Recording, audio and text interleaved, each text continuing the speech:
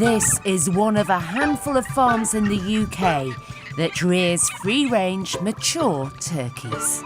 Personally, I think this would be a nice place to be a turkey. With Christmas just weeks away, the heat is on. It's got to happen now. There's no weekends, it's just go, go, go. How does a farm like this get its turkeys to market? It's really the peak of sales and when the turkeys are going into production, so it's a very intense time.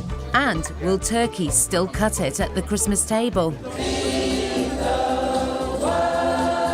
Every Christmas I'm going to enjoy turkey. We're not turkey people. No, always turkey. Roast potatoes. She's asked always perfect. No, about Turkey and the roast potato. This is a look at one business at its busiest time of year.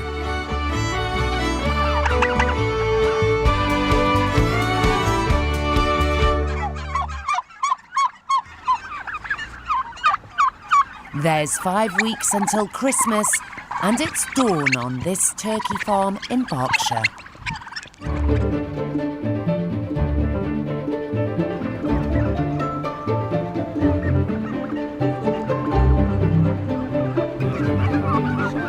Farm manager Ollie arrives to find the turkeys have spent the night out and about, away from their polytunnel. Something potentially might have spooked them in the early hours this morning. It may well have been the frost as well. We don't put the turkeys away at night. They're free to move in and out of the polytunnel as they like. It acts more as a field shelter than a traditional poultry shed.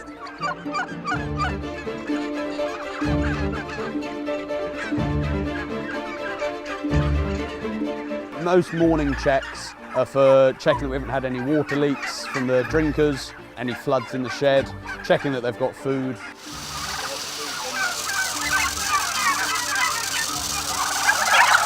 The birds are fed ad-lib feed, so they always have feed, they never run out, so you very rarely get any competition for food. There's also plenty of feeders in here, there's about 1 feeder for every 50 birds.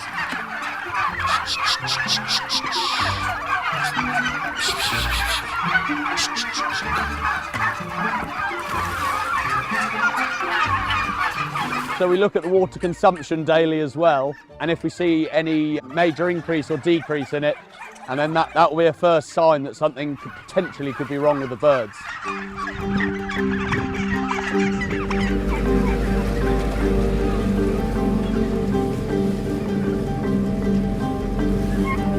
We spread fresh straw most mornings, especially on a frosty morning like this morning, to keep the litter nice and dry and clean, which will keep the birds clean as well. Due to the amount of rain we've been having this year, the paddocks are getting really poached. So it's just about keeping the birds clean and healthy so they're not pecking at stagnant water in the fields and they're kept dry in the polytunnel.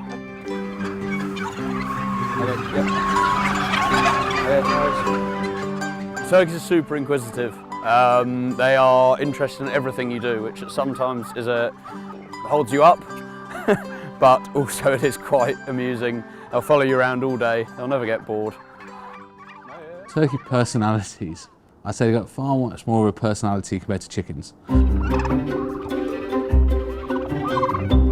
I'd say by the time it's in the air, essentially. Yeah. Farm owner Tom's dad started rearing turkeys here in the 1950s, and his family have lived in the village for over 350 years. So you've got a range of different turkey farming systems. So you've got, like us at one end, where we're producing free-range and organic turkeys. And we'll grow the turkeys really slowly for up to 6 months to full maturity. It's not the most cost-effective way of doing it. You then have got the more commercial sort of free-range farms as well, which will still be kind of using bronze-feathered birds. They'll still be free-range. They've been grown and produced more cost-effectively. Then from there are some barn-reared turkeys as well. Again, as you keep going these steps down, it is more about driving commercial standards and more cost-effectiveness. They also use quicker growing strains of turkey, which will kind of get to where they need them quicker. The turkeys on this farm arrived from the hatchery at a day old and are processed at around 28 weeks. So we're planning Christmas for next year, from February and March. So first of all, we have to tell the hatchery what we want. Then we receive the birds on the farm here, first week of June. They're then reared in the sheds till mid-July. Then they're taken out to their polytunnels, And then that free range from there all the way through to the end of November, which we then start to process the turkeys.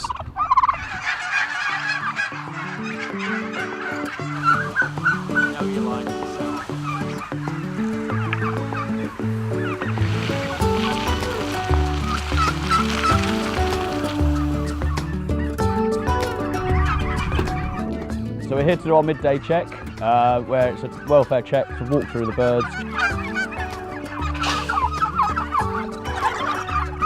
So you could get an issue with the legs. We have in the past had some pecking issues, where the birds will peck each other a little bit. You might just get a sick bird that we've got to look at and what we might treat it with. Or you might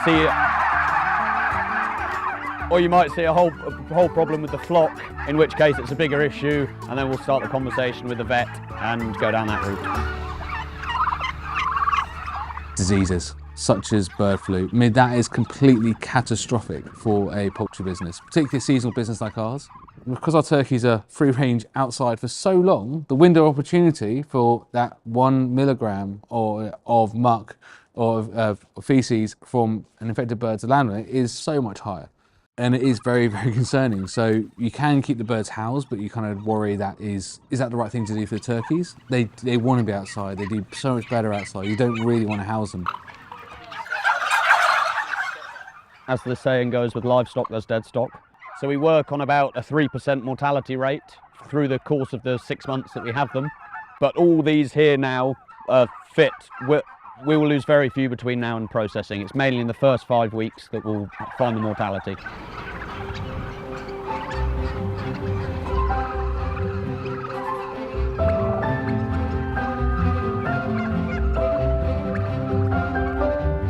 We have the alpacas as an extra layer of defence against foxes. A fox actually kills for pleasure. Although it might eat one or two, it'd probably then kill 10, 20 others, and what you don't then see is you've got those kind of bodies on the floor in the morning, which is obviously devastating, but then also the damage that's caused all to other birds as well. They're very easily spooked.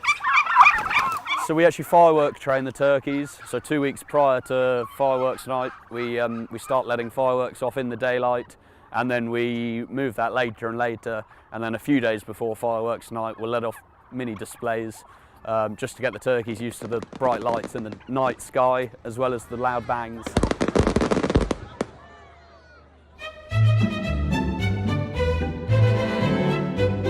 After becoming popular during the Victorian era, turkey really took off at Christmas during the 20th century. Plump and prime, the gobblers face a predictable fate at so much a pound. But the industry has had a rough ride in recent years. If there's one thing I can say about the state of turkey farming in the UK, it's that it is incredibly resilient. Between workforce shortages, avian influenza, the challenges have been very real and very felt across the sector. But people are still getting their Christmas turkeys at the end of the year. Over 8 million British turkeys are sold in the UK each Christmas. 90% of them have been reared indoors. I really struggle with terms like intensive rearing and that sort of side of things, because it almost implicitly suggests that indoor reared equals bad welfare and free range and organic equals good welfare. It's not that black and white. There is no binary there. Standard production wouldn't operate if it was bad welfare. Most of my family and friends buy their turkey from their local supermarket, and that's absolutely fine. Some people really enjoy ordering from their butchers. Some people really like taking a trip out to support their local farmer and their farm shop. All are great, and our responsibility as a sector is to make sure that we meet those needs and those preferences across the board.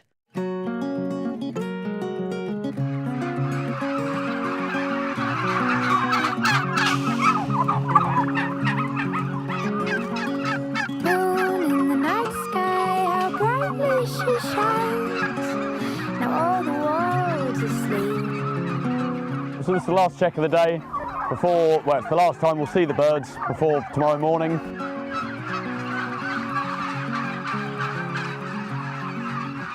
We're going to make sure all the water is good and that they have got enough food to see them through the night. Also, we're going to check the electric fence to check that that's putting out a good enough voltage so that if any predators did try and get over the fence or under the fence, that should give them a good zap. I sadly fall asleep at night hearing turkeys gobble.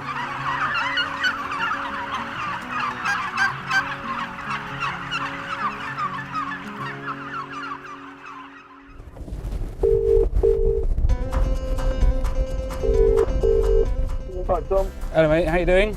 Yeah, it's going well. Yeah. It's the 1st of December. The birds are being processed, ready to be delivered in time for Christmas. Lots of interest, couple orders. You've got 2 orders so far, 1 order so far. It's crunch time for Tom and his sales team.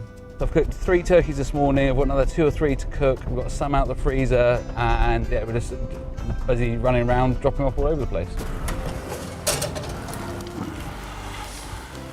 With our turkeys we process ourselves and we supply basically directly to consumer.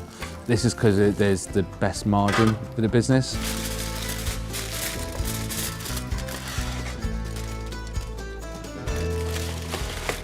Historically we have supplied the butchers and wholesale and exported as well, but after the last couple of years that just wasn't really viable for us any longer. We used to have to find 120 seasonal staff to work for 3 weeks.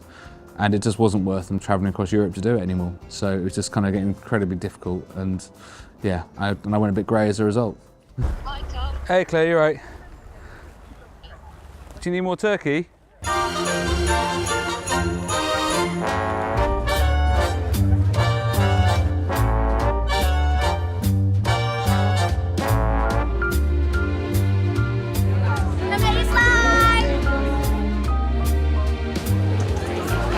Turkey? Yes, sir. Oh, thank you very much. That was great. Thank you. The team are pitching for business at a Christmas fair near the farm. Good. That's the right answer. Today we had 2 5-kilo turkeys that we were sampling, and they both went. We ran out an hour before the event finished. With orders taken and more expected, some of this year's customers will get more turkey than they bargained for. The feathers definitely conceal what the bird's body is actually like. The weather has been really odd this year, and so until they went into processing, we weren't really sure how that would affect the turkeys, but they're very heavy, so it's going to be a really nice product for this year's Christmas. The turkey, young man. Thank you. There you go. These hefty turkeys don't come cheap though, with a price tag for a whole one ranging between £100 and £200. We are not shy about that. You know, the choices that we make and how they're reared, our humane practices, the quality of the food that they're given, those are expensive choices.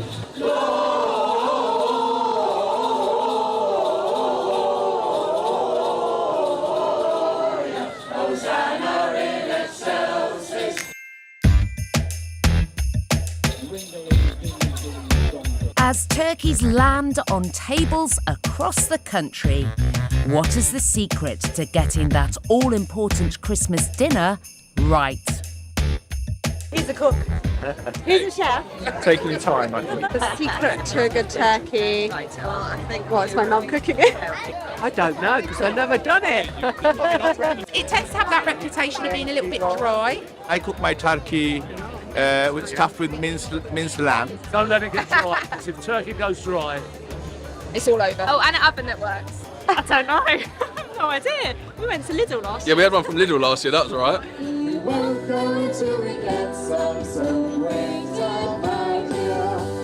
Whatever your turkey tactics, fresh or frozen, crown or whole bird, they're still the centrepiece of a festive feast.